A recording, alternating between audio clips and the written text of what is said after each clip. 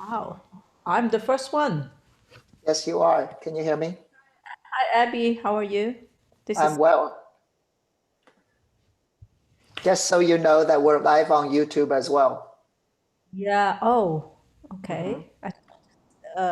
I have Zoom. So on YouTube, can we ask question on YouTube also?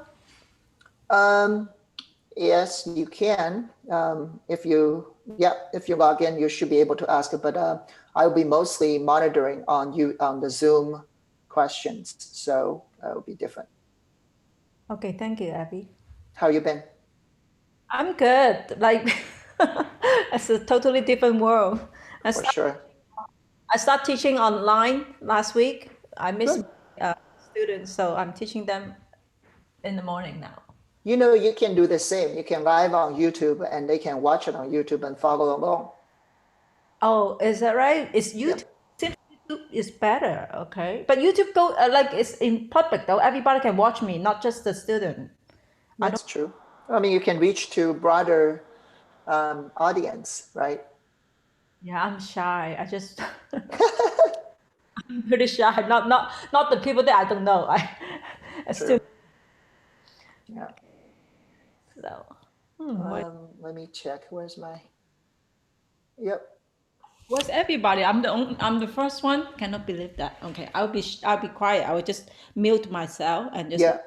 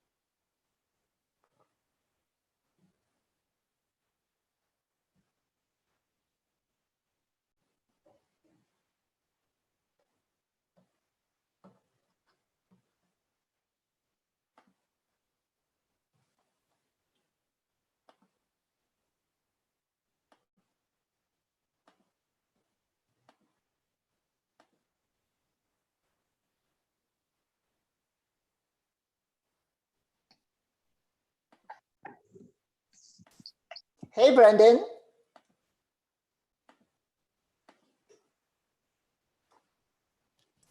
Hey, everybody. Hey, thank you so much for coming on. We're so excited. We're just gonna wait for a few minutes and let the team all dial in. How you been? Okay. It's been a long day, but and you guys are my anchor on the day. We're gonna end with you, and it's gonna be a good one. Hopefully, we'll bring some smiles to the end of the day, right? It's just nice to see people. I know. I Right? know. Like I don't even care if it's just this. It's just nice to see people. Absolutely. You know, you know what? One thing I did notice is actually with all the creative ways that we've been doing, it brought us closer, and Yep. we we definitely talk more and check in on to each other more. And it's just get even more personal in a way, you know? Yeah, no, I definitely agree with you. Like I've had conversations with some old college buddies and family members and stuff that, you know, you catch up on a Zoom call and you're like, what are we doing? And you just find Yeah. yourself visiting. It's nuts. Yeah. Yeah. So, I understand you're being busy. You're doing 3, 4, 5 calls a day. So Today was gracious of 7. you. Oh my goodness. Yeah. So this week's a lot, but you know me. I love this aspect of it. Like I love this connection. I love visiting with kids, and a lot of the stuff that we talk about, man. I wish I was told this at their age. Right? Like I would have been so fast with what I'm about. You know how fast I would have been? It's crazy. Yeah, well, one thing I feel like as coaches, and I'm sure as leaders now, USA Swimming, it definitely challenges our creativity in a way in a times like this. We're so used to being in person and coaching in person, do a lot of demonstration. Now, you can, but there are so many great technologies out there and so many great platforms out there that we can utilize. And so it just really, I feel like I'm learning every single day during these quarantine time, and not just from, all the technologies, but also from other people, right? And just connecting and learning. And look, you and I both know that like when you're trying to make athletes better, you try to push them out of their comfort zone and challenge them to be successful. And so this is just a very large zone that That's right. you're forced to find ways out of no way. And that's in a sense what we did training, when you're trying to go to the Olympics and be successful and number 1 in the world, you better live that feeling. So well, let me have a proper introduction then. Okay. We have more people, and just so you know, we also live on YouTube, and so our members can dial in. They have 2 different ways to either join Zoom or YouTube. So just want to broadcast it, and so share your knowledge and share our excitement with as many people as possible. So, okay, so here we go. Peak families, swimmers and parents, and hope everybody's doing well. It is really, really excited that we have Brendon Hansen, 3 times Olympian, multi-Olympic medalist. And I think with his athletic background, everybody knows, and I'm sure a lot of you guys idolized him or still are. So it's so great to have him talking with us in person. In addition, that Brendon has been coaching in Austin Swim Club. And recently he took a role at USA Swimming as club development consultant, I believe. And I'm really excited because this is not only we get to talk with him, but also learn about his vision along with USA Swimming's vision of what current steps are and next steps, what we're gonna do. And learn a little bit more about your own personal journey in terms of from age group swimmer to elite swimmer, to a coach, to a business owner, as well as now into a leadership role. So without further ado, here you go. Everybody wave. So we can clap, but just wave to Brendon. Yeah. Thank you. Y'all, there's a handful of coaches out there I wish I had an opportunity to swim for in my career. And Abby is one of those people. Thank you. You get there's that are going to challenge you when you're around them, and you try to find those people like you want to be, and she's one. So you all have a rock star as I hope you know that, and that only takes you so far, right? Like every coach I ever had used to say to me, and I had really good coaches growing up, but I'm not even 50% of the equation, but you beat me halfway to be successful. I come down to, it's not going to the practices or what you or how your tapers be. You get to decide. So I'm going to sit here and we're going to talk my journey from where I was to what most of you saw me swimming on TV and those kind of. But before I just want this really important is that And it correlates to what we're in right now, which is we when you start swimming, right, and you for that matter, and you start this journey going down, a lot of times you don't put yourself out there or challenge yourself because you're staring at, like, I don't know how I'm going to get from where I am right now to where I want to be. And let's say where you want to be is a Division I school, or you want to write your own book, or, you know, goal sheet says very far out there, know the process on how you're going to go from where you are right now to those goals. And all I can tell you is nobody does. Like, nobody does, right? So I'm going to sit here and I'm going to tell you my story on how I became this 7-year-old kid who hopped in the water, cannonball, right? Till I was 31 years old at my Olympics and had been #1 in the world for 12 years. That's my story and my journey. And it doesn't mean that when I was 7, 8, 9 years old that I, like, there was this aha where I knew exactly how I get from point A to B. The cool part of this, that's why you need the journey. You need to respect what comes at you. And what you'll learn is that everybody's journey is not a straight line. There's no plateaus. It's squiggly, see, right? But you just don't know how to play out. And found is that most talented people that have the easiest way out to get there, or resources, ones that are the most helpful. The ones that are even have the best coaches does not necessarily mean that they're going to be successful. What it comes down to is how you handle and process that squiggly line as you move through your journey. Okay. So 7 years old, my mom throws me into a learn to swim program because I had a lake house when I was growing up, and my mom was like, I want to make his water safe and that he can from one end to the other, right? And so she there, and it was awful. I went to the bottom of the pool and I did not come back up. And I'm not making this up, so it's, you know, a heroic moment ever, but literally I loved the water, everything about it. I loved felt when I was in the water, my friends that I had in the water. Okay, there was just something. 我不知道这多长，所以我就想 It's just something about being in that movement, water, that medium that really love.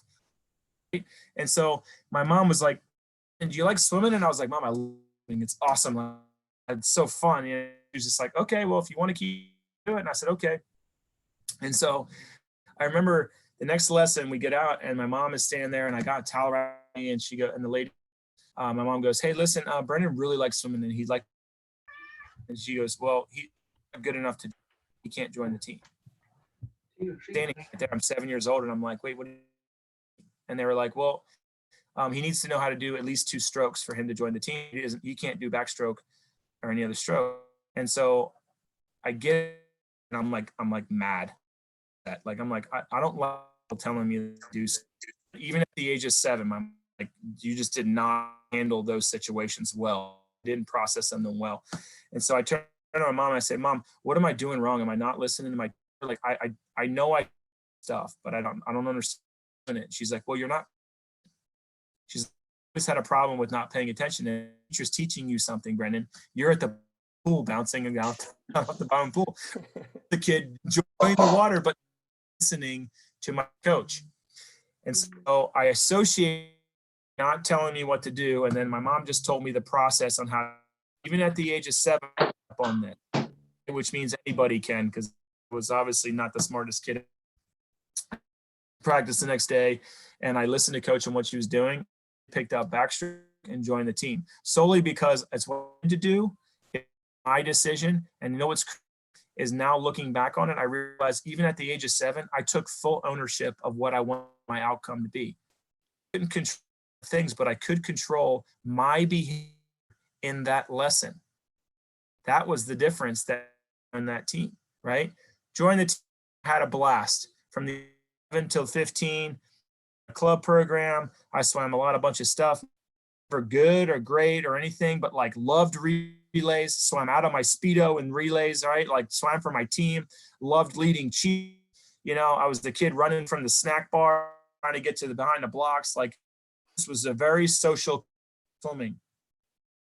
It wasn't until my freshman year of high school when my best stroke was breaststroke. I just kicked down really, really well. It kind of figured out. Freshman year of high school, I dual meet, and there's a couple really cute girls on my team, and I wanted them, right? So if you're this young freshman kind of like, dude, these girls, and I'm good, right? Like, I want to show, right? That was the motivation for me to win this race. I didn't. There's 7 people. I was like, girls, like this, right? So in the water, breaststroke in a high school dual meet situation, you guys is like towards the back, that last right leg. And the coach comes up to me and says, Brendon, you in this 100 breaststroke or else we're not going to meet. And I said, fine. And I get up there, huge senior, he's 6 foot.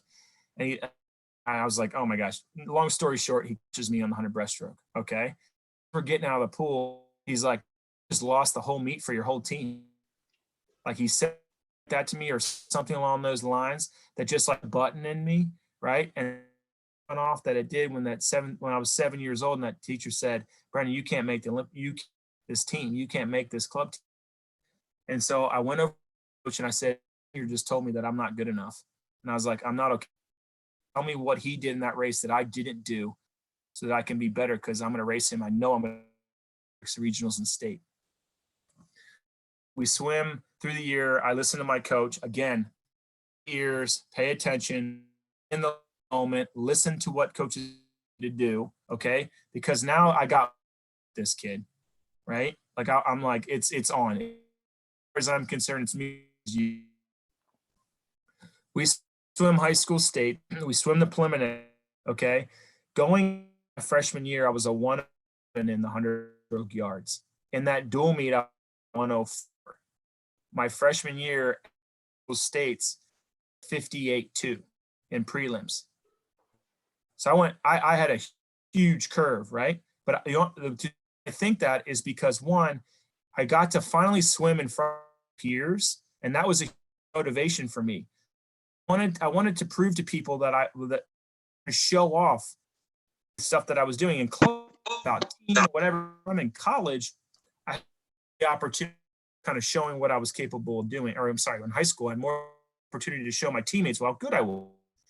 And so I swim that race in prelims. I'm seated third, first. He went 55. I was like, dang, that's fast. Like, senior national cut. That was Olympic trial cut. Crazy and nuts, right? And so I coach, I said, hey, what do you do tonight? And he's like, look, I think you could go 57.5. Like, I really go 57.5 if you do this. I was like, man, that's awesome. That would be national cut, would be crazy. And so, look, just focus on these two things technically, and you'll be like, all right, cool. Bench area, we start walking out, and I'm in lane 3, lane 4, and I'm walking out in front of him, right? And I'm 5'5", 100 pounds, brawny freshman. He's 6', 180 pounds, and he's got like where I still don't have muscles. Okay. As we're walking out and we walk by his teammate, he makes fun of my height or does something like this, and all of it. And that was the moment that I told myself, I was like, I may not be in this race, but you're going to remember me. That's what I told myself in that moment. I walked behind the block. I looked at 25 yards of water, and I said, you will remember racing lane 3. I'm never going to forget it, dude. I don't know if I can go 56.5. I don't know. I remember racing lane 3. And I said, the only way I got my head around that was that I was going to swim down the pool, and I was going to touch the first 25 wall first. I was going to win the money lap, right? And I was going to touch the wall first, and I was going to derail him, and the whole go nuts. Anything than just making sure that he knew I was there. I do that. I touch the wall for the 25, right? Swim the entire rest of the race, and I touch him 100 to the second, go 56.1 in the 100 breaststroke year of high school. Okay. The reason I tell you that story is that I can't control what people do. You can't control what people do. Okay. But what you're going to start to in this journey that on this line drawing for yourself is that the impact that people currency, the results are not going to hold anything. I don't like talking about medals. I don't like talking about records. I don't like talking about the Olympics. I like talking about the journey because I lived it. I never lost sight of that my entire career. I just told myself that, hey, I can't control what the 7 other people are about to do in this race, but they're going to remember that Brendon Hansen was in this race. That is not a skill. That is not a talent. That is a skill. That is a mindset that you can acquire, right? Because I used to think about this, and it's not something that necessarily has to come down to a race situation. Put yourself in the classroom. There's 15 or 16 kids in the classroom. You're in history class. What do you do with your actions and behaviors to make sure that the teacher and your classmates know that you're there? You raise your hand, you ask questions, you take better notes. People know that you take better notes, so they call you after the class to get the notes that you took, so that now you're making the whole class better because you took better notes. It's all your, right? You made an impact. See, when I was a kid growing up, my parents told me that, hey, if you walk into a room, you better leave it better than when you found it. That's the way your coach thinks, right? Like, if we're going to go into a finals, this team is going to leave this facility better than when we got here. That's like cleaning up trash. That's how we swim in the pool. That's how we treat the officials. That's how we treat teammates, right? All of those things. Once you start to, am I cutting out? Can you still hear me? Am I good? You're good. You're good. Okay. Yeah, I got it cutting out. I just want to make sure I wasn't. But once you start figuring out how to make that impact, that's when you really enjoy the journey. Okay. And so I win my freshman year of high school. That was the Olympic trial cut.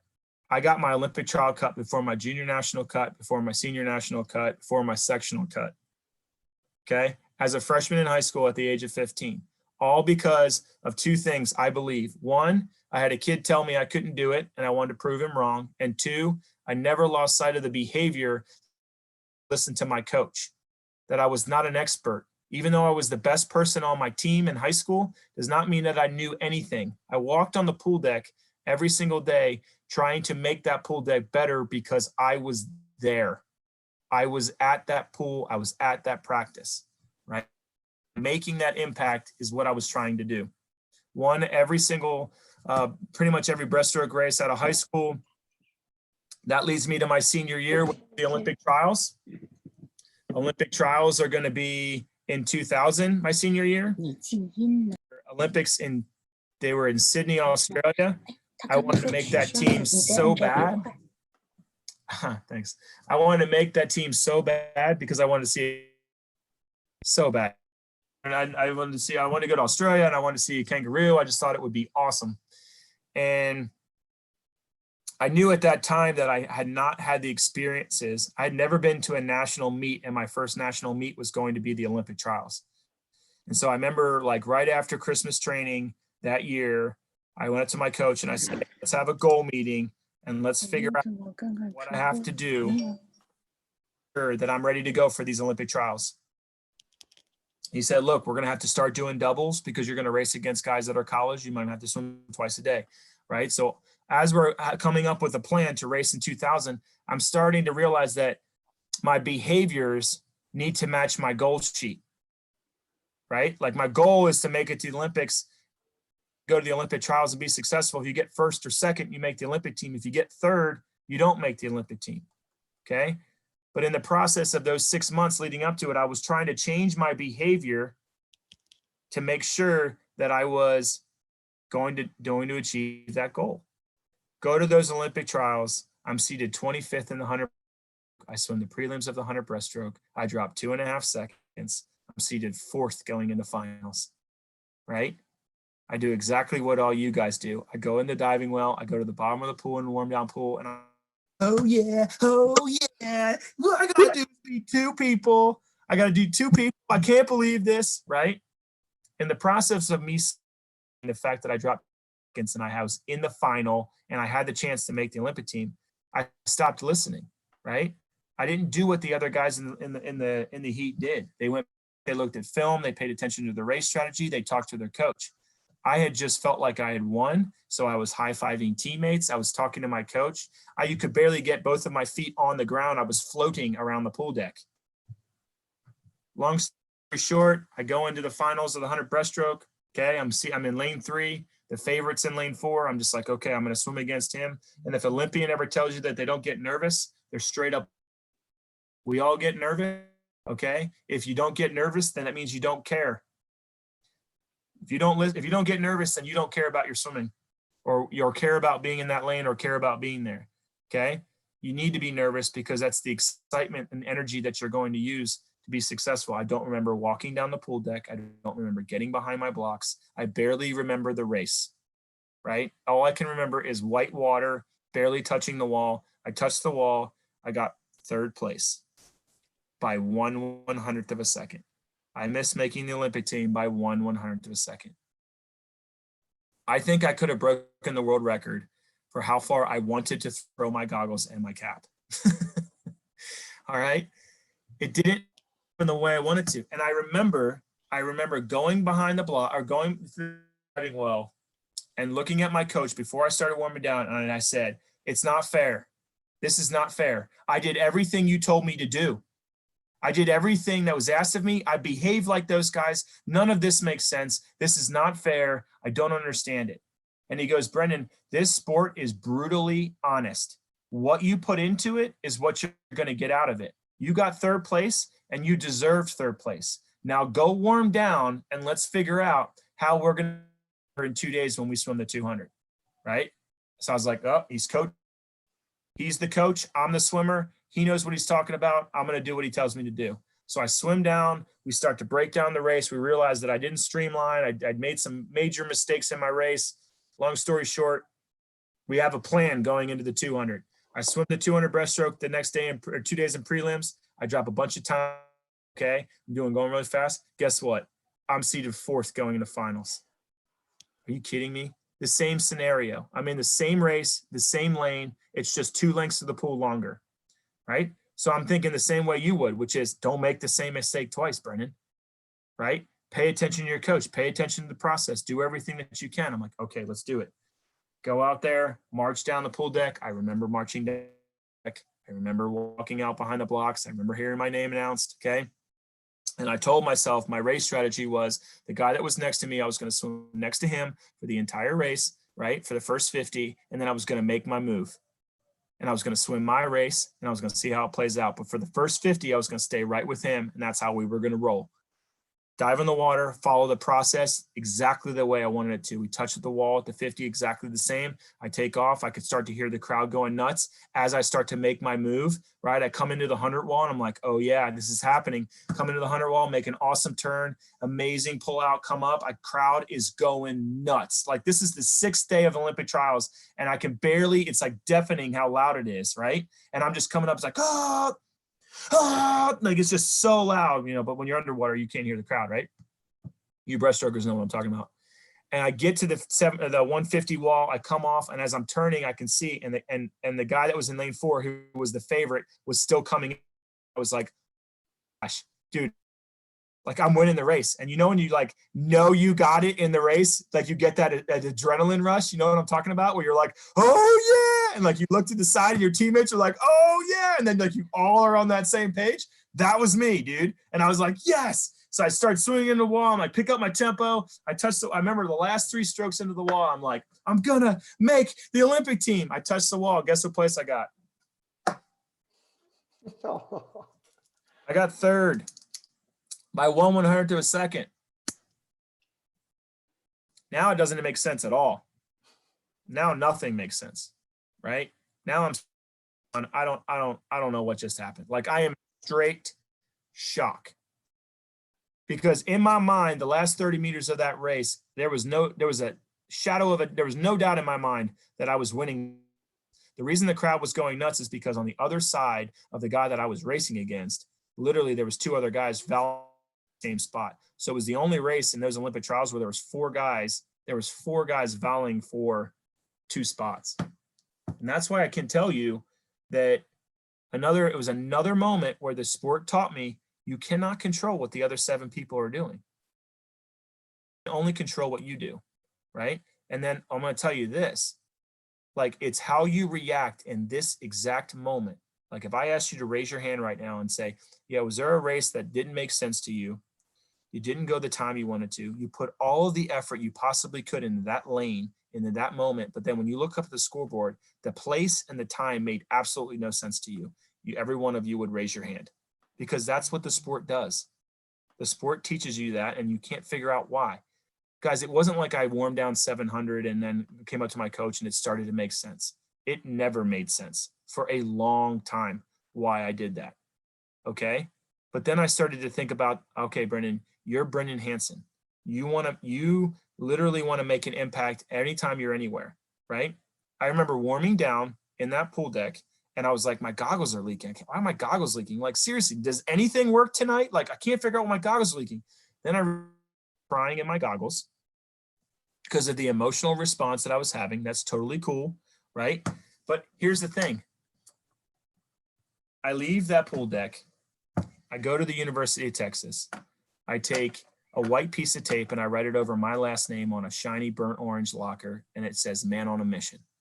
And every time that I saw that, I thought about how I felt when I walked off the pool deck. I thought about my goggles leaking. I thought about it not making sense, okay? And all of the guys in the locker room were like, hey man, what's up with this on your locker? What are you, man on, what are you talking about? And I said, look, I don't ever want to feel like that again. And I don't want to be the guy that got third at the Olympic trials. That's not me. That's not the label. That's not where this squiggly line ends. Right? And so to the second practice that I was in at the University of Texas, and I raced warm up because I was like, I have got to go harder on everything that I can, overturn every single rock. I am going to upgrade every aspect of my swimming because I'm not going to let that happen again.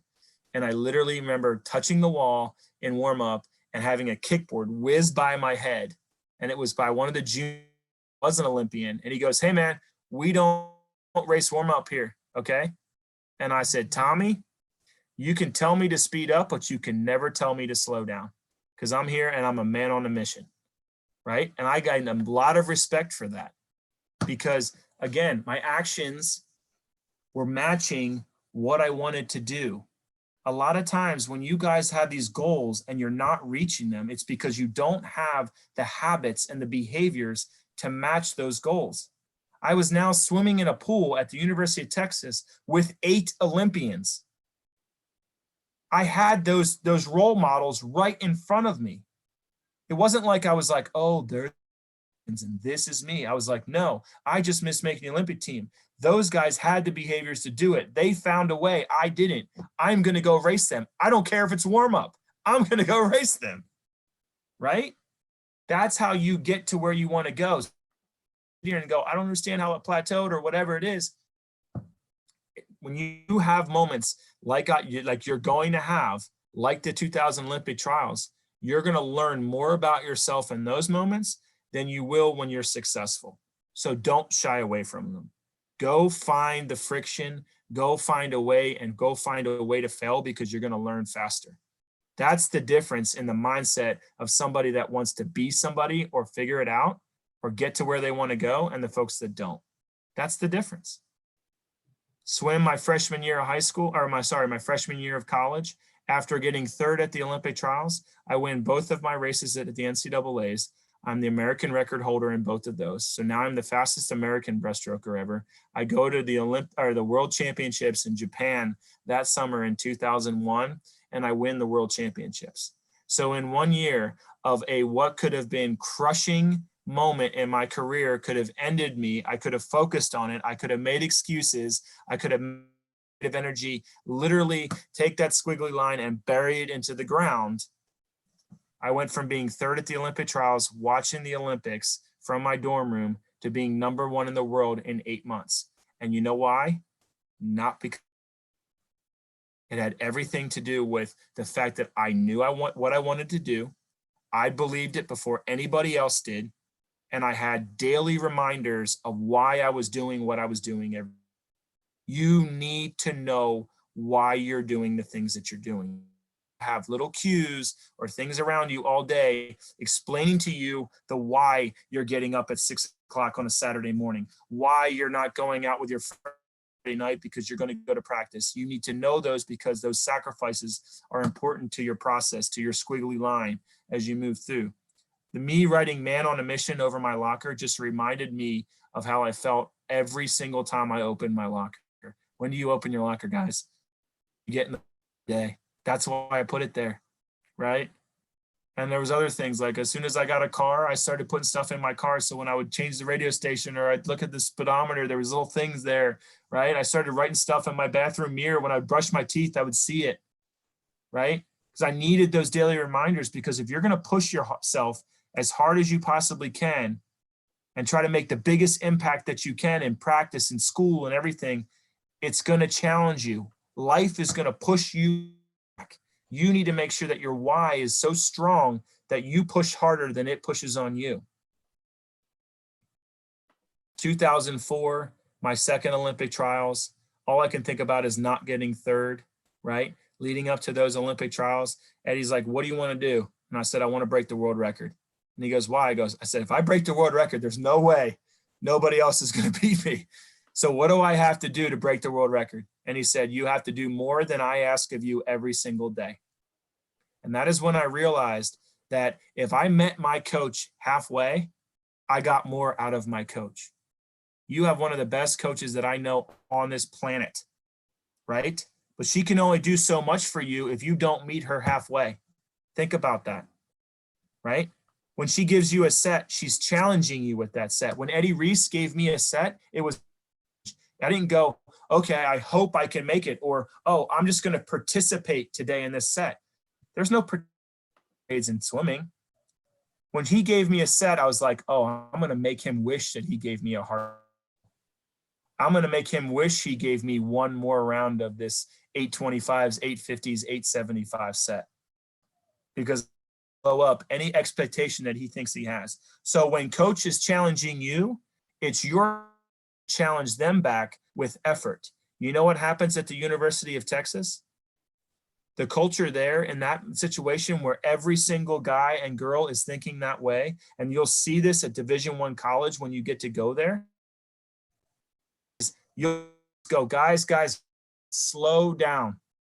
We're going way too fast. I don't want to go this fast yet in practice. How many times has your coach told you to slow down in practice? I'm going to guess not a lot. I'm usually guessing it's the other way. "Hey guys, hold up. Everybody stop. Come in. Everybody come in here. Everybody come in. Listen, you and I both know that we can make you know what I mean? You start to get the powwow conversation, and all of a sudden now you're like, "Okay, coach is mad. I don't like it when coach is mad. She's mad. Who didn't nick the interval?" You know, like you start pointing fingers, whatever it is. All I'm telling you is that when you start matching and challenging the sets that coach is giving you, that is when you don't have a plateau. That is when your line becomes less squiggly and it starts to straighten out, and you start to see clarity and vision on where you want to go. You don't worry about the result of the race when you get behind the blocks when you approach practice that way. When you approach practice that way, where you're like, "Hey coach, Abby, what do you got for me today? What are we doing? We're going 8/100 breaststroke on 115. Okay, you know what? I think can I try 110? You cool with me trying 110? Can I do 110 for like 4 of them maybe and see what I got?" I don't think coach is gonna be like, no, I don't. 10. They're like, "Okay, yeah, let's try it." Or you do them so you break the level of, "Hey coach, if you want me to do these on 115, what do you want me to hold? Like 109s, 110s? And be like, "Yeah, that's what I want you to hold. What are you gonna do?" Like you're asking me what the behavior is like. You want to hang out with me and what my crew does on a daily basis? That's what we do, and that's how we act. Once you start to behave like that, you get behind the blocks, and it's not whether you're going to swim fast or slow. It's not whether you hit your taper or not hit your taper. You're going to get behind the block. There's 35,000 people looking right now, sitting on their feet, and this race, they're going to stand up. That's the mentality that an Olympian has when they get behind the blocks, right? Our confidence comes from our process, comes from our preparation. I equated it exactly to when I was a student, and I can still consider myself a student. I read more books now than I did when I was in college. when I was told to read books. I read more books now, right?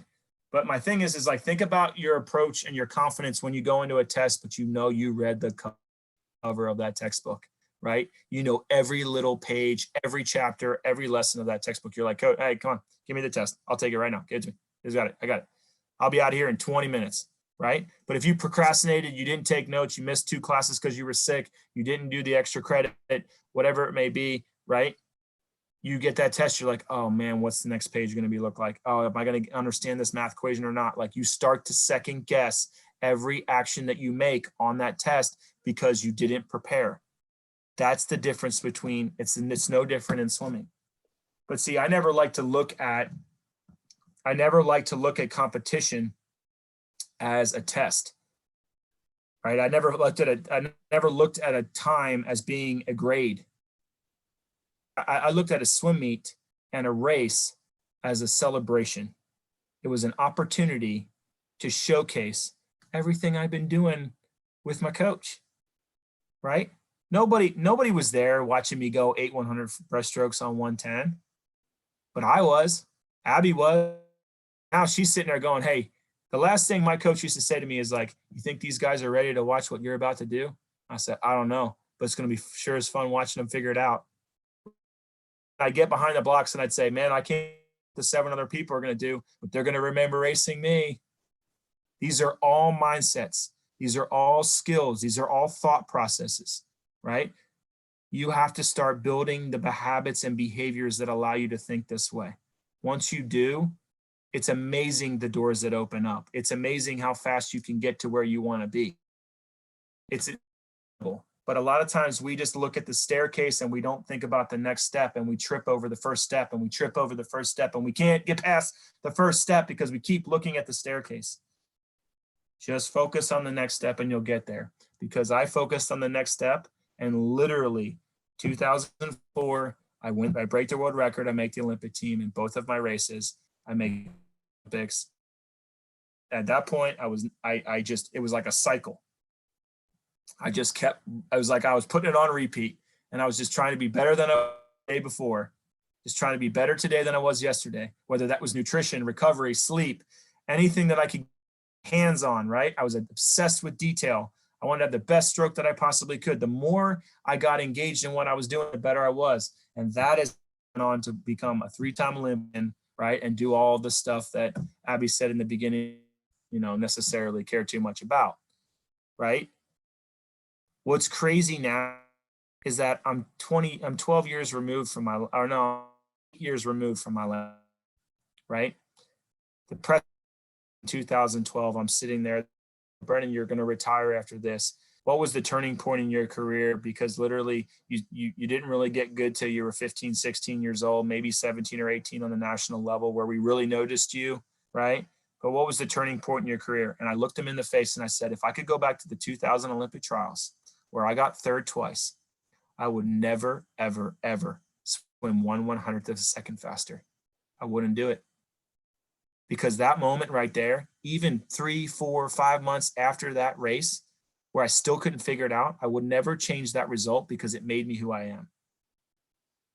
That lady at the swim lesson, she said to my mom, he will not make this team. I will never forget that, right? That's why I tell you that. When I marched out and that senior told me this 5'5" guy is not going to beat me. So I'm going to make fun of him walking down the pool deck because I'm this hotshot senior. I'll never forget that, right?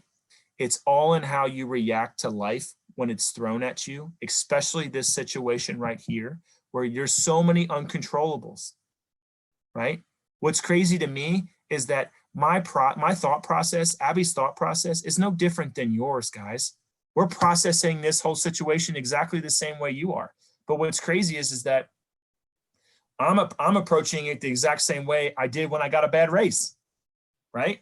I sit there and go, okay, this doesn't make sense. There's a lot of stuff that I can't control, right? It's affecting everybody.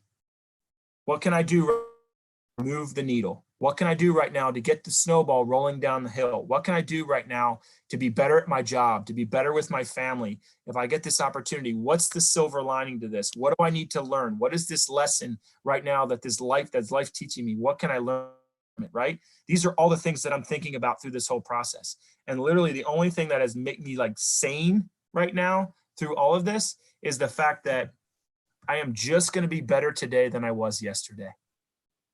It's crazy. It's the same mentality that I had when I was 15 years old. And now I'm 38, right?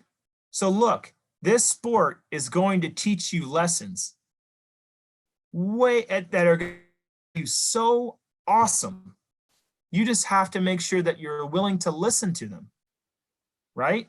And be willing to put forth the effort and challenge coach and challenge your goal sheets and challenge your behaviors, right? You do those things and this sport will spit out a superhero. That's why I love it. That's why I work for USA Swimming. That's why I want to impact every single kid I can. That's why I've been on 7 hours of these calls today, giving the same exact conversation, because I absolutely love hoping that I'm going to lay my head on the pillow tonight, hoping that one of you decides that, okay, I met Brendon Hansen today. That dude's legit, right? Like he is a legit Olympian, and that's crazy, but he didn't tell me anything that's rocket science. He didn't tell me anything that I don't think I can do. So I'm going to wake up tomorrow. I'm going to walk in my bathroom. I'm going to brush my teeth, and I'm going to be better than the guy that goes to bed tonight. If I could just get 5 of you to do that, you made my day, man. You made my day, right? But I learned all of this stuff that I'm telling you through my squiggly line. You just learned it all before you even got the line. Now you get the opportunity. The coolest thing about this situation is that you are going to have a perspective that nobody else has, right? You're allowed to swim right now. If you wanted to swim, you don't get, somebody's telling you, you don't get to swim. You don't get to go hop in the pool. If you act like me, you're like, man, the next time I get to hop in the pool, I don't care what temperature it is. I don't care what Coach Abby gives me. I'm just going to be super stoked to have that opportunity again to better myself, because for the last 3 months, it was robbed of me. I didn't get the opportunity to race in a swim meet that I wanted to race in, right? You come back with that perspective where at any given moment, a virus could come and get it all taken away from you. When you have that perspective, you're going to have this heightened sense of awareness, practice, and kill it, man, right? You're going to have this sense of like, oh, my goal sheets are what they are. Like everybody at USA Swimming is going, well, do you think we're going to swim faster when we get out of this? Do you think they're going to, I'm like, kids are going to crush it when they come out of this. Kids are lights out when they come out of this. Abby's going to get 2 days into practice sometime in a couple weeks, and she's going to have to tell half of you to slow down. And that's going to be awesome, right? Because right now you don't get that opportunity. And sometimes life happens so fast that you don't gain that perspective later. All the stuff I'm telling you, all the perspective that I have, squiggly line, is because I'm 8 years removed from it. Right now, everything is slowed down. You're gaining that perspective. You scare the crap out of me. I'm scared of you guys right now. I'm scared of what your records are going to fall.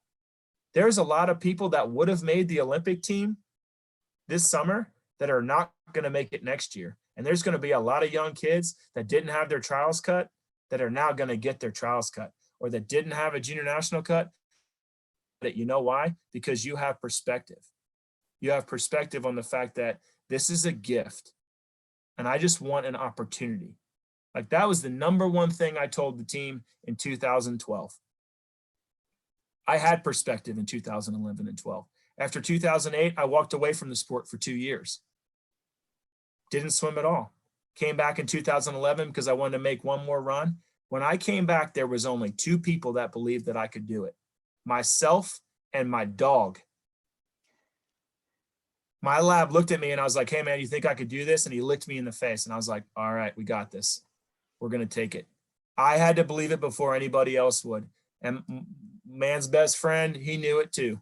My wife was like, I don't know if you need to be doing this right now. I went to the University of Texas and walked on the pool deck, and Ed's like, what are you doing here? And I was like, I'm going to go make a trip back to the 2012.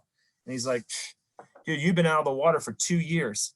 I got guys that have literally been crushing it for the last 6 months that are in better shape than you, right? When you tell yourself that you're going to do something and you believe it, I'm going to tell you some real facts here. More people are going to tell you you can't do it than people that tell you you can. And you know what? I love those moments because those were the moments where I separated myself from everybody else. It's crazy to me how many of you want to win races in a swim meet. You want to stand out in a swim meet, but then when you're in practice, you guys all huddle up and stay together on the set. Nobody stands out. Nobody breaks through on the set. That's the behavior I'm talking about. It doesn't match up. You want to break out in a swim meet, but yet when you're in a practice, you guys all swim right behind each other and you stay really close to each other. Like, if we stay like a pack, Abby won't hurt us that bad. You're crazy. Stand out and work out. Yeah, stand out and work out. Swim meet. I walked down to the University of Texas pool deck in 2011, and I was excited about when the alarm went off at 5 a.m. in the morning to go. I loved when the water was cold. I loved when they were there for me to go fast, right? I love the pain. I love the way the block felt behind. I had so much different perspective in 2011 and 12. It was crazy. The exact same that you're going to have when this whole thing goes. It's crazy. That's why I was telling everybody USA Swimming, I was like, chill, just chill out. These kids have an opportunity right now to figure out really what the heck they want to do, add behaviors to it, change their mindset, be a student of their sport, work on what they don't normally get to work on when they're training and going to school full time and all that stuff. And then they're going to come back with like, I got opportunity, man. You guys are going to light it up. You don't even know it. And guess what? It doesn't matter if I say it because I'm not the one that's going to give you permission. Remember what I told you. You got to believe it before anybody else. I just know it from my own personal experiences what's going to happen. I know that for 2012, every race, Olympics, right? The prelims and the semifinals of the 100 breaststroke, my knee blew up. When I would wake up in the middle of the night, my knee was completely blown up. Like it was completely done, right? I had swum breaststroke 25 years. My knee drained after every race. Like they would put a needle all the way in my knee and drain it, right? I get in for the semifinals. I squeeze into the finals. I'm in lane 8. And Eddie goes, you all right? You think you can make it one more time? And I said, Eddie, I just want an opportunity. I just want an opportunity to show my team that I'm here and that I'm going to swim fast. And I was a team captain. So I stood up before that final and I said, hey guys, I did a little research. No one held out of lane 8 and I'm in lane 8 tonight. And as far as I'm concerned, when we march out, I'm the last guy that comes out tonight, right? So they're going to remember hearing my name is the last name that they're going to hear. And I'm going to make sure that they remember hearing that name. If I had those two guys that won the gold and the silver on this Zoom call right now, and you said, hey, who was the guy in lane 8? They'd say it was Brendon Hansen. I won the bronze medal out of lane, okay? With the same mindset that I had when I was a freshman swimming at the high school, Pennsylvania State. It doesn't change when you get up to that level. It's the same thing. You just have to be paying attention to the process and listening to it. It's crazy. And you know what? This is the crazy part, is that my team went absolutely nuts because I medaled and I won a bronze medal. You asked me what my favorite was of any award that I ever won, it's that bronze. Because when I look at it, I think about every single person that told me I couldn't do it. Right? That's what I think about. I think about the fact that I'm sitting on my back porch and my in the face and goes, yeah, dude, we can do this. That's what that reminds me of, right? That's living. That's fun. I promise you. It's hard to stand out at your age. It's hard, right? It's scary, but I'm telling you, it's worth it. The trajectory of that line, if you stand out, will be much steeper. If you decide to stay comfortable, I can't see me because you're not there. There you go. It's like this. It'll flatten out if you don't put yourself in an uncomfortable situation. Just telling you, that's the easiest way I know how to become successful. Okay, so that was 2012. Oh, and here's the best part, is that I came over to my team after I won the bronze medal, and there was a big break before the next event. And my team came over and they're all hugging me. Our whole team's hugging me. They're all freaking out. And they were like, what'd you do? And I said, I just wanted to make sure that they remembered swimming the USA tonight. And they were like, that was awesome. We never lost a race the rest of that night. We won every single gold medal after that. And I honestly believe it was because of my bronze medal. You can directly affect every single one of your teammates in your actions and how you treat people, right? If you're not having a good practice and you take that negative energy and you put it on somebody else, you're anything good. You're in your situation and you're hurting someone else.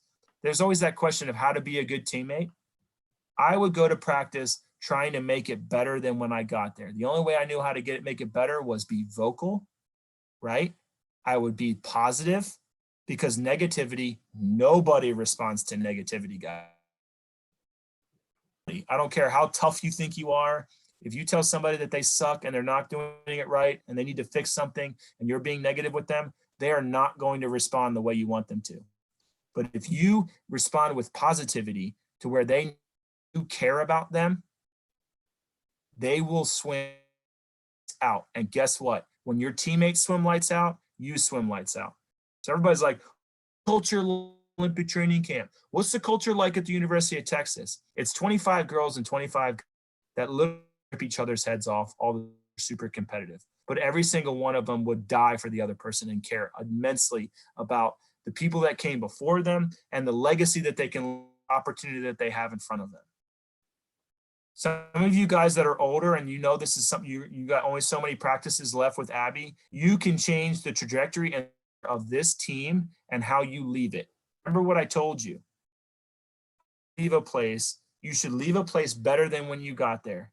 I watched the 2016 Olympics. I was one of the broadcasters and I watched that team interact. And I literally was like, I can see some of the things that I did in the last 3 Olympics that I was in, and how Michael Phelps was treating the team, and how Ryan Lochte was treating the team, and how Maya Dorado was preparing for a 200 backstroke.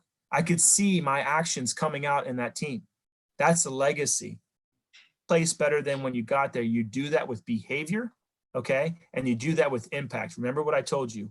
It does not matter what you do in the sport of swimming. It doesn't matter how much money you make, okay? None of that matters. It has everything to do with the impact you have on other people is the greatest currency there is. That's why I never take for granted these opportunities right here where I get to hang out with you and I get this opportunity to impact your life. I just hope that 5 people lay their head on the bed tonight. I know Abby's going to be one of them, but I hope some of you guys will lay your head tonight literally going, that dude's a normal person, but he was awesome in this sport, and I want to do that, and I'm going to go do that.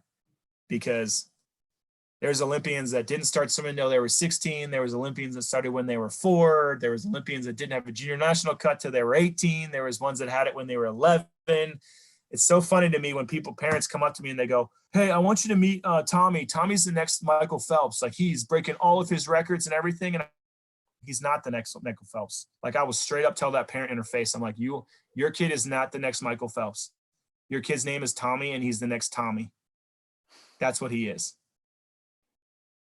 Like, it's crazy to me. Like, don't ever plot your line with somebody else's. Don't ever, because it's not the same journey. Just try to be better today than you were yesterday. You do that, you're money.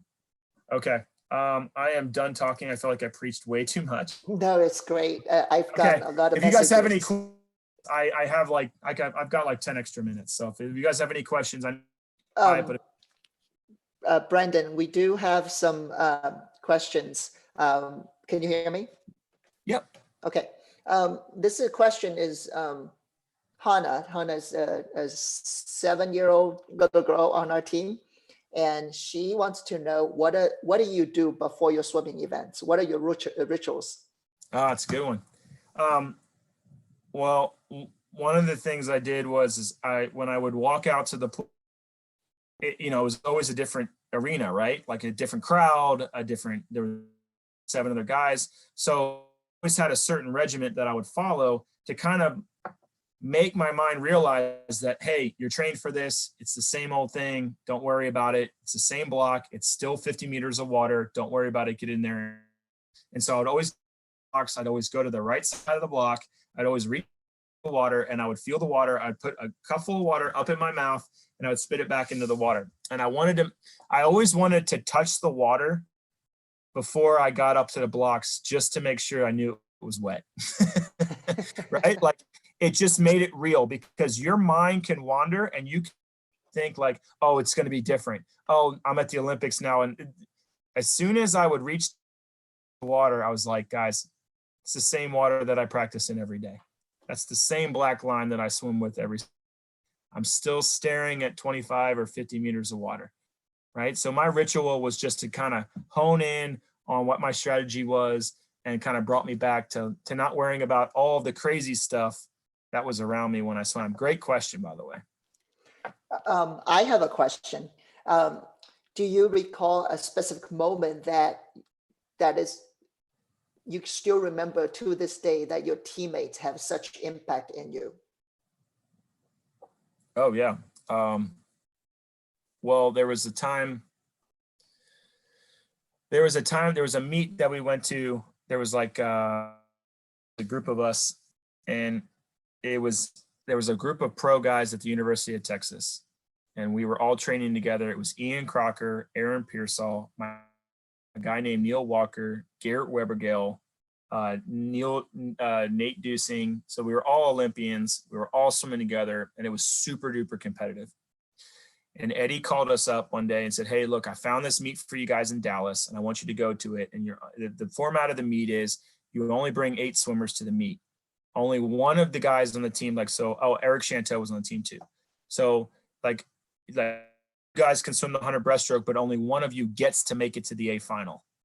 The other one, no matter, even if you're second place in the whole heat overall, you're going to race in the B final. So only one person from the team can swim in the A final, right? And it was right after Christmas training. Like we got our butts kicked hard. Like we all trained really hard. It was crazy. So we walk on the pool deck and we are like dragging our feet, we're just like, it's cold, it's Dallas. We're swimming in this little tiny pool in SMU. And we walk out there and Aaron Pearsall looks up at the record board and he goes, guys, how cool would it be if we could just completely rewrite this record board? Like nobody of us, our talent, our group, ever walked on the pool deck like this. Like he was kind of giving us a speech and he's like, I know I can break that record. Brendon, can you break that record? And I was like, well, if he says, yeah, I can break that record. Okay, well, let's go out there and so we talked about how we were going to do it. We were going to race each other as hard as we possibly could in prelims, okay? Because somebody had to make the A final and nobody didn't want to be the guy in the B final. And so we would race the whole thing. What's crazy is Aaron's 200 backstroke was the first race of the first finals of the night, right? And the record was 145.5 in the 200-yard backstroke. And he went 139.9. Wow. Right after Christmas training. Eddie was like, it didn't make sense to any of us. But it was a time when a teammate gave me permission. Like literally, I was like, I swim with that guy every single day. He's just as tired as I am, right? He literally just gave me permission to light it up. I swam the breaststroke in the next heat, the 100 breaststroke, and I went 51.8, broke their record, right? A time you should not go right after Christmas training. Ian Crocker was next up. He swims the 100 freestyle. He goes 42.2.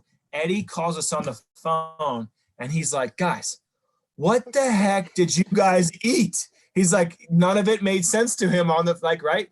And we were just like, well, Pearsall smack. He said we could break the pool records. So he started doing it. And I was like, well, if he can do it, I can do it. And he was just like, you guys are ridiculous. But it just goes to show you, like, if you ever go to a club meet, right? And you go to a finals and somebody in the first couple heats of the finals swims lights out at a lane 8, right? And goes the best time and the whole team goes nuts. What it usually ends up happening, the rest of the team swims lights out that night. And what's crazy is the bad coaches go, well, I guess they hit their taper. They must have really nailed it. You know what that is? That's a team. That's culture. That's where when somebody else on your team lights out, you're so excited that they did that you want to go do the same thing. They're not showing you up and hit a tape. Pearsall literally just paved the way in one race for us to completely rewrite the SMU record board. And we did. We started having to figure out how Ian Crocker was going to be able to swim a 500 freestyle the record, because we had to swim off events. I swam a 200 IM and I had to go 145. Like we started finding ways to do this, right?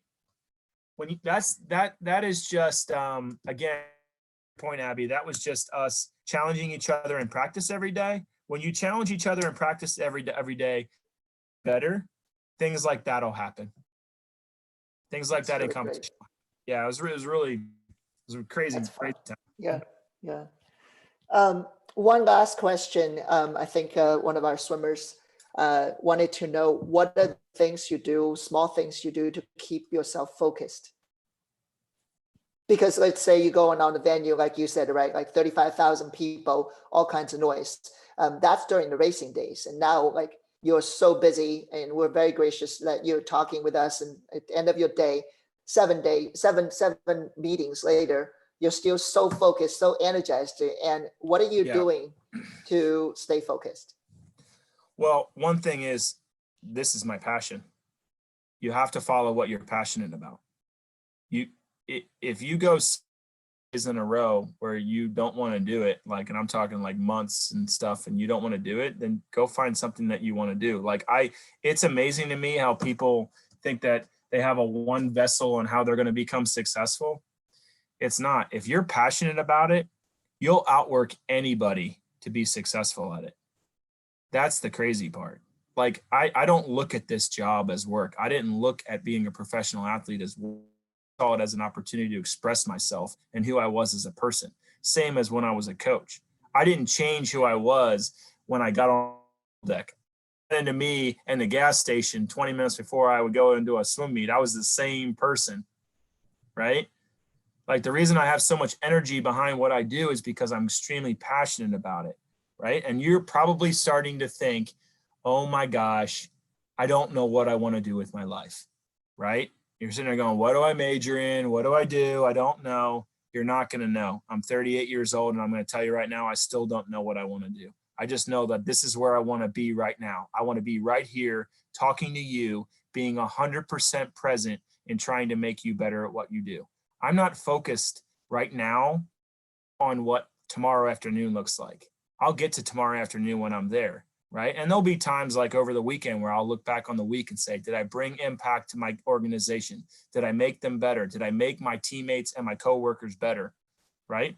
But in the moment, stay 100% present in what you're doing, and you will outwork people when you do that.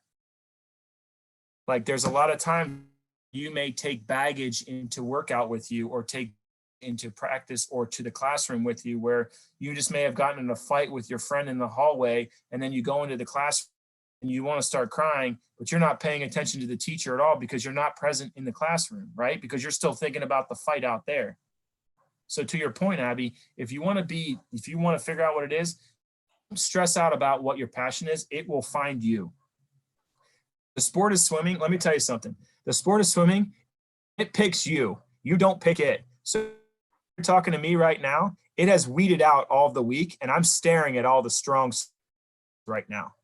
Like, at some point, something clicked in your head where you're like, I like this. I like the way this is. I like the fact that I gotta crush it and bring it in practice, and I get up there and I get to race. You like that, right?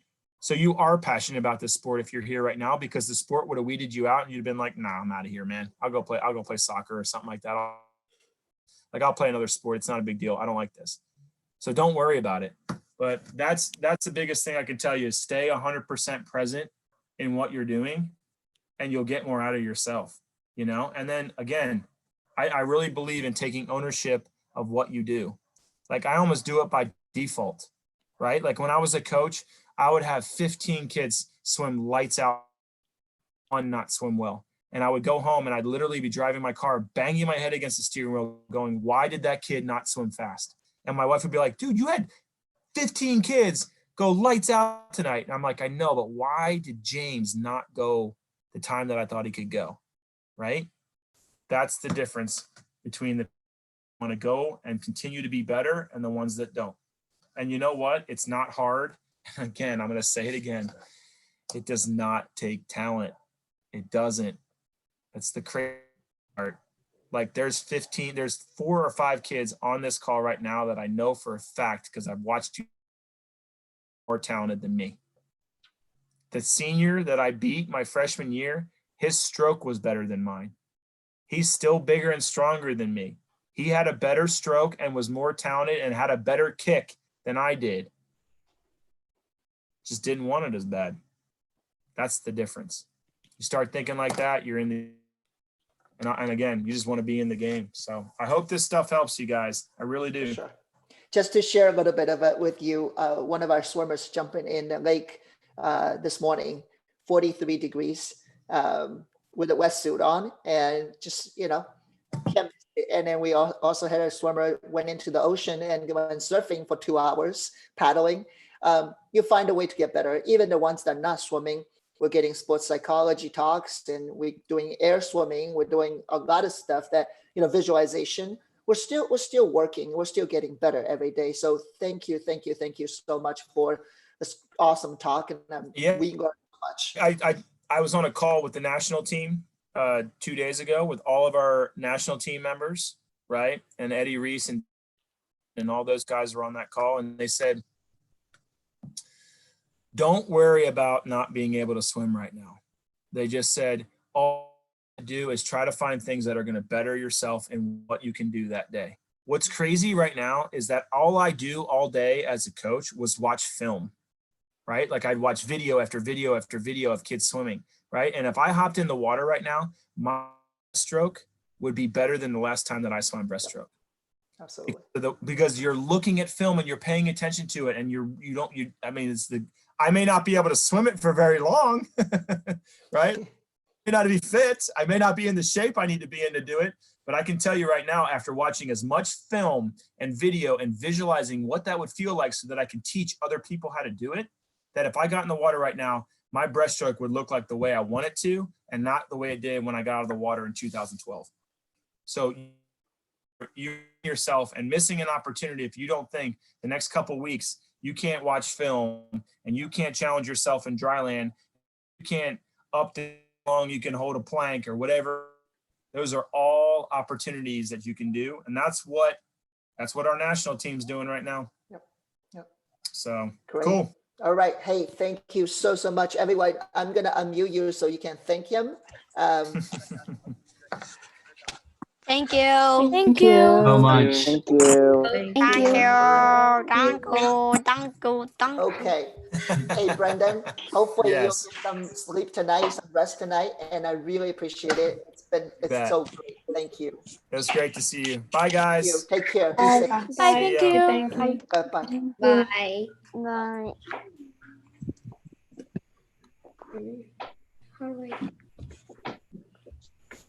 Jason, what do you think? That was really good. Isn't that awesome? I mean, he's so energetic, and the story is awesome, right? Not too much of Olympic glories or anything, but rather really focused on the journey. I thought the story is awesome. Yeah. Jacob, what do you think? I kind of want to swim. I know, right? No, you see, y'all, Skylar went to Santa Cruz and went surfed for 2 hours. Actually, she did last Friday and then Sunday and then Monday, today, or Tuesday too. So she's done it 3 times, and Claire swam in the ice lake, not ice lake, but like with snow on the side. I'll show you a picture this morning. It was a good time. Can you see the snow? While doing a relay. Can you see the snow? Yeah. Yeah. And then there's person swimming. Well, you saw the picture. I shared it with you guys. So, I'm going to actually send an email out to the team. What I want us to do is every one of you guys, if you can, take a selfie video and just say thank you, or use one of the phrases from his talks. And we're going to put it all together. I want to just short, like under 30 seconds, quick thank you video to him. It'll be really, really great. It was so awesome to have him. And then those of you guys still on the channel here, we're going to have Abby Wiseau come and talk to us next Friday at 3:30. I will share all that detail with you guys as well. American record holder, fastest female right now in short course yards in the US, or probably on the planet right now. So she's going to be fun, and she just graduated from college, so it will be great to have her too. I will share that info. So, but same time, let's go ahead, make a video, short video. I want us just thank him properly. And yeah, any questions? Ruben, how are you doing?